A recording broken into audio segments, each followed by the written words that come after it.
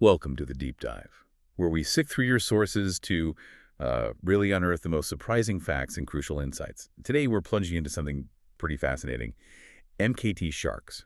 Now, this isn't just another tech platform. It seems to be this interesting fusion of real estate, tech, and remote work. Our mission here is to unpack exactly how this Pakistan-based property technology marketplace operates, who it serves and what makes its model tick, all based strictly on the source material you've given us. Exactly. And what's really interesting, I think, is how MKT Sharks isn't just like a global idea dropped into a local setting. It feels more like a response to specific regional challenges, maybe the need for flexible income or building trust in real estate deals differently. It looks like a very localized approach to digital innovation and prop tech. Yeah, hyper-localized. That's a good way to put it. I like that framing. Okay, Yeah. so let's start right at the beginning. According to our sources, what is MKT Sharks fundamentally? Okay, so it's described as a Pakistan-based prop tech marketplace. Its main job really is connecting different players in the real estate game. Think of it like a hub. On one side, you've got real estate dealers or property owners. Then there's this network of remote workers they call sharks. These folks are basically appointment setters. And then, of course, the end buyers or tenants looking at the listings. That whole sharks angle is quite unique, isn't it? It has this gig economy feel to It it. really does. And their slogan, "Make big waves, it's bold." So MKT Sharks is juggling these two groups, the remote earners, the sharks, and the property seekers. How do the sources suggest they're balancing that? I mean, are there obvious challenges or maybe synergies in having those two sides? Well, their stated goals seem pretty clear on that. They explicitly mention remote earning for sharks and also property discovery for clients. So Yeah. they definitely recognize the different needs. The synergy is kind of built in, right? The sharks drive leads, hopefully qualified leads, the listings, and the listings give the sharks the inventory they need to actually earn. The challenge, I suppose, is always keeping both sides populated. You need enough good properties for the sharks and enough effective sharks for the property owners. Makes sense. It does. Okay, fascinating. So let's get practical. How does it actually work for someone using the platform? Let's start with the sharks, the ones earning. What's their typical journey? Right, so for a shark, it starts with signing up. Then, crucially, they subscribe to a plan. The sources even point out a specific shark plan. Mm-hmm. Once they're subscribed, they get, and this is quoted, unlimited access to schedule appointments across all property listings. And they do this using booking tools built right into the platform. Ah, okay, so that access is gated by the subscription. Exactly. It directly links their ability to earn using those tools to paying for the plan. It's a key part of the model. Got it. And flipping to the other side, the property seekers, Yeah. the buyers or renters browsing the site, what's their experience like? Their site seems designed for pretty straightforward discovery. They can browse listings, sorted by city. Lahore is given as an example in the materials. And here's something really interesting.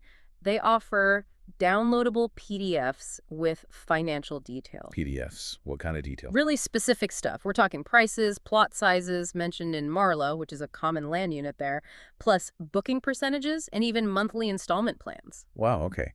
That's quite a bit of upfront financial transparency. It really is. That level of detail early on could be a big draw in the real estate market. Definitely. So connecting that back, the sources mentioned this two-sided marketplace UX. What does that mean in terms of like the actual clicks and navigation? How do things like Shark Home versus Listing Home shape those paths? Yeah, that two-sided UX term basically means the platform looks and feels different depending on who you are. Having separate entry points, like a shark home and a listing home, is the most obvious sign. Right. The shark home would likely focus on, appointment tools, maybe performance tracking, that sort of thing. Whereas the listing home is all about searching properties, filtering, viewing those PDFs we mentioned, and then having clear navigation links to sections like how it works or sharks in the ocean or select a plan. It all reinforces that they've designed distinct journeys, one for earners, one for browsers, and again, with that subscription element controlling access to the Shark's specific tools. That paints a very clear picture. Okay. Okay, we see how users interact. Let's pivot a bit to the business itself. Right. How does MKT Sharks actually make money from this setup? What's the monetization strategy? It seems pretty direct. It's mainly through those subscription plans, like the Shark plan. Okay. Their terms and conditions mentioned payments are in PKR, the Pakistani rupee. And the site directs users to a specific pricing page for the plan details. So it looks like a standard subscription revenue model, primarily. And beyond just making money, what about trust and transparency? Does the source material give any clues about their credibility or how they handle operations? Well, one specific point noted is in their privacy documents. They mention compliance with Pakistan's Personal Data Protection Bill. That's a significant signal, right? It shows awareness of local regulations and user data protection, builds trust. Good point. Ah, And they have a physical presence too, not just online. The sources list a contact address in Gulberg III, Lahore, and an email, info@mktsharks.com. exactly. And their digital footprint seems quite broad as well. There's mention of a company presence on LinkedIn, which is standard business practice, but also a work from home job post specifically for Lahore appearing on Indeed. That shows active recruitment for Sharks. Ah, interesting. Plus, active social media, Facebook, TikTok, Instagram, and a YouTube channel. So it suggests they're actively marketing and engaging across multiple online channels, not just running a static website. And content-wise, it's not just the platform structure. The sources highlight things like the city catalogs and listings, those Lahore pages, for example. And again, those listing PDFs with financing details. Those seem pretty central, showing the total price, the booking percentage, the monthly breakdown. Absolutely. Those PDFs aren't just content. They feel like functional tools. They package complex financial info really clearly, which helps buyers make decisions faster. And it gives the Sharks concrete, reliable information to share with potential leads.